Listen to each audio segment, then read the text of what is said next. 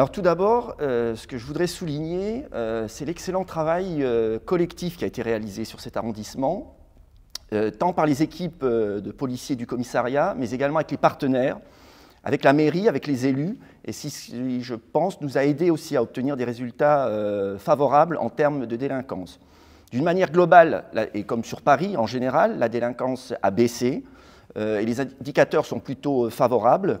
Et on a pu observer sur un certain nombre de phénomènes qu'on constatait à mon arrivée, que sont les vols-violences, les vendeurs à la sauvette, mais tout ce qui était également occupation de l'espace public, les résultats se sont fait sentir par une action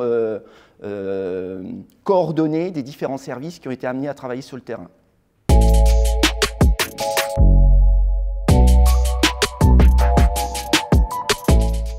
Alors, comme je vous le précisais, effectivement, on constate une amélioration des indicateurs de délinquance, notamment tout ce qui concerne les infractions sur la voie publique.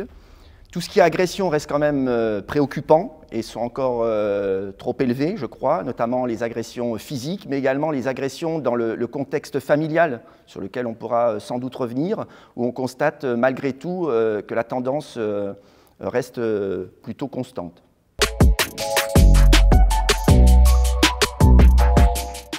Alors c'est un vrai travail collectif, un vrai travail partenarial, les ventes à la sauvette. Les ventes à la sauvette, ça embête tout le monde, effectivement.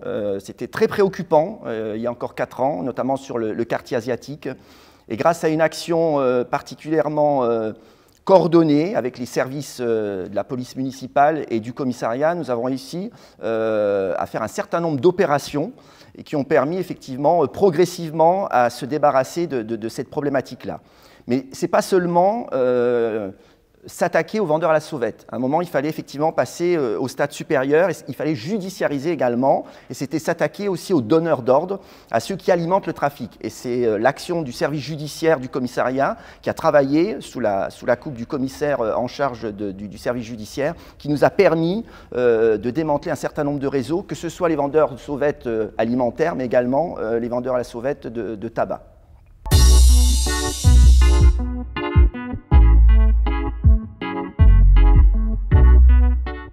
Avec la police municipale, on s'est inscrit dans un vrai continuum de sécurité. C'est une jeune police qui a été créée récemment sur Paris, mais en tout cas avec un vrai partenariat avec la préfecture de police, et on le voit sur un certain nombre d'actions sur le terrain. Nous travaillons ensemble, c'est le cas pour les sauvettes qu'on évoquait, mais un certain nombre d'autres actions.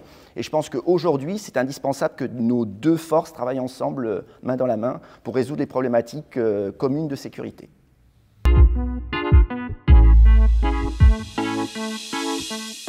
Alors ce sujet, je vous l'ai expliqué tout à l'heure, c'est une action judiciaire. Je pense qu'on est obligé de passer par une action judiciaire pour obtenir des résultats. On a pu le voir dans le cadre d'un certain nombre d'affaires où la prise en compte de la bande organisée, le trafic de cigarettes, finalement, il est organisé comme le trafic de stupéfiants.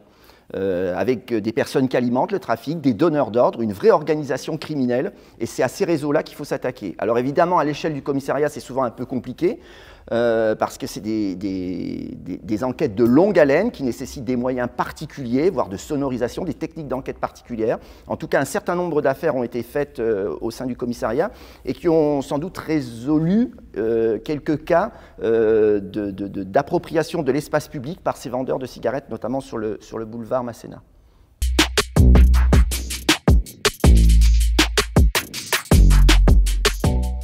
Alors évidemment, l'ensemble de l'agglomération parisienne est concerné par la problématique de stupéfiants. Le 13e l'est également, à moindre mesure par rapport à d'autres arrondissements du nord-est parisien. Pour autant, il y a un certain nombre de points qui ont été identifiés comme faisant partie du plan d'action en matière de lutte contre les stupéfiants.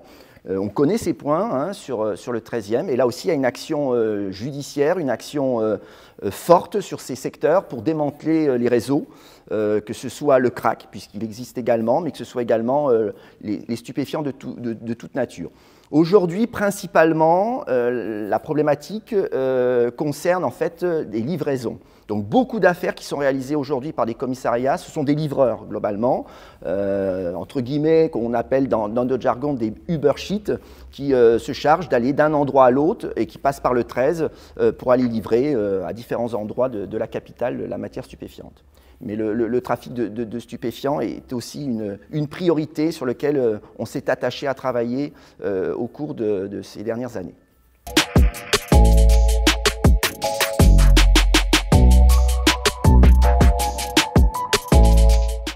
Oui, alors c'est un vrai sujet sur lequel effectivement nous sommes mobilisés, mais la préfecture de police dans son ensemble se mobilise sur cette action. Pour le 13e arrondissement, c'est d'abord au niveau du commissariat une prise en compte des victimes avec une unité spécialisée qui est formée pour les écouter, pour les entendre, pour recevoir leurs déclarations, assistée d'un pôle psychosocial avec une psychologue, une assistante sociale qui sont là aussi pour aider, pour faciliter la parole. Et puis c'est aussi des dispositifs qui permettent de recueillir la parole et la plainte hors des locaux de police, notamment la Maison de la Femme, au niveau de la Pitié-Salpêtrière, qui est tout un processus qui permet, dans le cadre de soins qui sont donnés aux femmes victimes de violences, de recueillir en fin de parcours également, si elles souhaitent, leur plainte, et d'avoir des policiers formés qui se déplacent pour les entendre hors des locaux de police. Parfois, c'est difficile, effectivement, de franchir la porte d'un commissariat pour dire « je suis victime, mon mari me frappe, je suis victime de violence ». Donc, on se délocalise également pour aller les recueillir. En tout cas, c'est un dispositif qui existe depuis de nombreuses années sur l'ensemble de l'agglomération parisienne, mais dont le commissariat, effectivement, s'est emparé et a mis en place une structure qui permet d'accueillir les femmes dans les meilleures conditions possibles.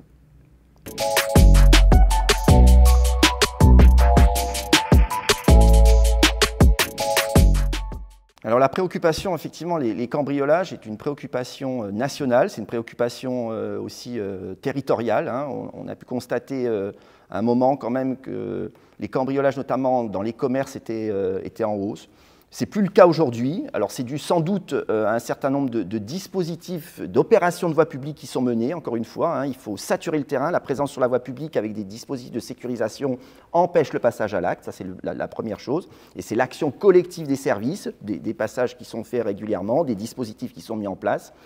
Alors sur les conseils de prévention, effectivement, il y a une unité dans les commissariats, effectivement, qui est en charge de faire de la prévention, d'expliquer les dispositifs à mettre en œuvre. C'est aussi tout simplement être attentif à ne pas laisser ses fenêtres ouvertes, à bien s'assurer que sa porte est fermée. En fait, un certain nombre de bonnes pratiques que chaque personne doit appliquer pour éviter ou pour faciliter le passage à l'acte.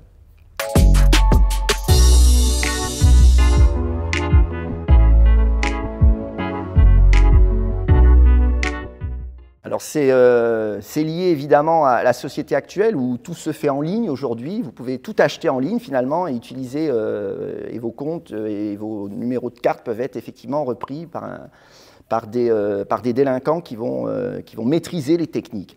Les conseils sont assez basiques, c'est si on peut éviter ou s'assurer de sites sécurisés, ça c'est quand même une chose. Donc quand on doit faire un achat en ligne, on doit s'assurer que le site est sécurisé et ne pas faire n'importe quel achat en ligne. C'est à mon avis la première chose qu'il faut respecter. Sur que faut-il faire? On peut déposer plainte, effectivement, il y a dépôt de plainte et il y a des dispositifs spécifiques qui permettent aussi, pour le coup, de déposer plainte en ligne, pour faciliter la prise de plainte et éviter naturellement le déplacement systématique au commissariat. Donc on peut, grâce à un dispositif qui est sur Internet, permettre aux victimes de faits de cette nature de déclarer les faits au service de police.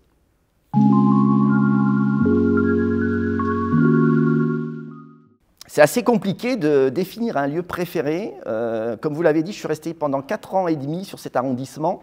Donc je situe bien tous les quartiers et ils sont finalement tous attachants, que ce soit naturellement la butte aux Cailles, le secteur des Gobelins, mais aussi le quartier asiatique, les quais de Seine avec la bibliothèque François Mitterrand, le street art dans les rues, tout ça fait que cet arrondissement est très contrasté et que l'ensemble des secteurs et des quartiers sont attachants.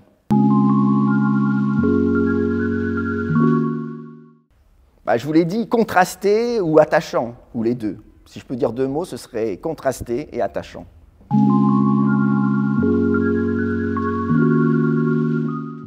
Alors des souvenirs, j'en ai plein, j'en ai des bons, j'en ai des mauvais.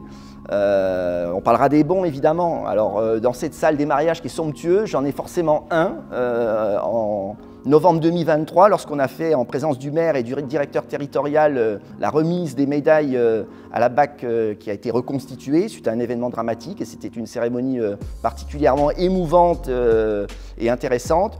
Et puis une anecdote, je pense que si je devais dire une anecdote, c'est la fois où le maire m'a appelé et m'a dit « Monsieur le commissaire, j'aimerais bien faire un tour avec la BAC un soir ».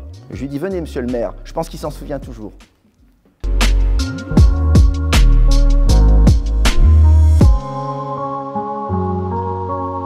Alors je lui présenterai cet arrondissement comme un arrondissement très polyvalent. Donc sur le plan policier, il est particulièrement intéressant. Puisqu'il traite quand même, on l'a dit, on balaye un certain nombre d'aspects de thématiques, mais surtout, quand on s'attache à travailler sur des problématiques, on y voit des résultats. Et je pense que c'est ce que je dirais à ce commissaire. Et la plus grande satisfaction, je pense, que ce soit pour le maire ou pour le commissaire, c'est lorsque, lors de déambulations ou de marches exploratoires, vous rencontrez des riverains et qui vous remercient pour l'action que vous avez menée et pour les résultats obtenus. Et je pense que c'est ça, en fait, qu'il faut retenir. Je définis souvent les commissariats comme des urgentistes de la sécurité. On doit être là où il faut, au moment où il faut, au moment où il y en a besoin. Et c'est ça que je retiendrai sur le 13, et c'est ça que je dirais à mon remplaçant. C'est effectivement le travail collectif mené au sein de ce commissariat, l'engagement collectif des équipes pour la sécurité du quotidien, pour la sécurité des personnes qui vivent sur cet arrondissement est vraiment formidable. Et moi, j'en garderai longtemps un excellent souvenir.